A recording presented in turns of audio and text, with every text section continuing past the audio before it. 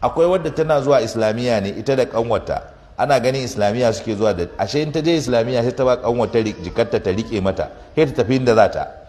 sai an tashi islamiyya ba ajin su ɗaya ba sai kawai ta zo ta aishi jikarta, ta ba ta jikan, Allah da ikon shi da aka je islamiyya sai aka ce an yi rasuwa yau ba karatu a dawo gida, ita ta riga ta wuce, sai suka dawo gida.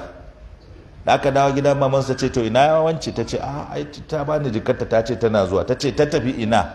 ta ce to dama haka take yi kullum sai ta bani jikarta ta ce man tana zuwa, wata rana sai an tashi sai ta dawo, wata rana sai an kusa tashi sai ta dawo. Aka ce ai koyo za ta sani, da ta dawo aka ce to ya aka sai yanzu kika dawo, ta ce wallahi ai su yau ba su tashi da wuri ba, wani malami ne gashi nan kullum shi dama sai a tashi ki tashin mutane ya mana karatu. An tashi ko ma wanda ce zaki zai yau an taimaka karatu da nemo abun bugu, ta fara kifa mata shi, ta ce zai kin gaya ma inda kika je, da ta fara bugunta malam ta jijji mata, ta fara bayani dan Allah ta tsaya ta abin nan, a takaice da aka zo har ta samu juna biyu. Ka ji ba daga makaranta ta ba ya karamin waye, to inda babba ne yanzu namiji shi zai da ba shi a rikawa da jikan nan ba a sani ba za a yadda ba. So in mace ce ko su 100 ne in babu namiji cikinsu a matsayin muharrami dukkansu su 100 nan ba matsala ce,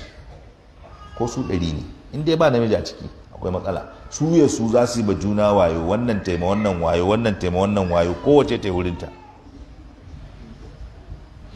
Mayan da namiji ba zai yi ba, shi yasa aikin hajji ba a wasa da irin waɗannan abubuwan. Duk da na ga wani ya zo yana cewa wai ai an wuce wannan zamanin, ba dolanci ne a ce wai sai mace in za ta yi tafiya ko in za ta je abun nan sai da muharrami, wai a wanzu an yi wani ci gaban da an wuce nan wurin, ga jirgi ga mota ga wane ne, saboda shi mahaukaci ne bai ma gane menene hikiman da ta sa aka ce abun nan muharramin ba. To ga yamma inda jirgi da mota in ta mutuwa zai mata wanka,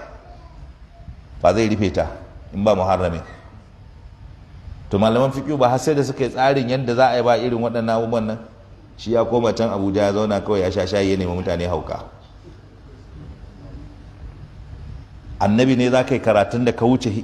ka kai tunanin da ma ya yi balle har ka wuce ka ce wai wancan wai ba a san abin da zamani zai zo, wanda sai da aka nuna mai yadda duniyan za ta zama har ƙarshe ya gani, sannan ya zo ya rika faɗin magana yana faɗin yadda za a yi, sannan mutum wai ya rika rena annabi yana ganin wai akwai wasu abu na ilimi har da za su bayyana har a wuce nan, shi annabi bai san haka za a yi ba in ba mahaukaci ba. wa fi riwaya la yakhlu wanna rajul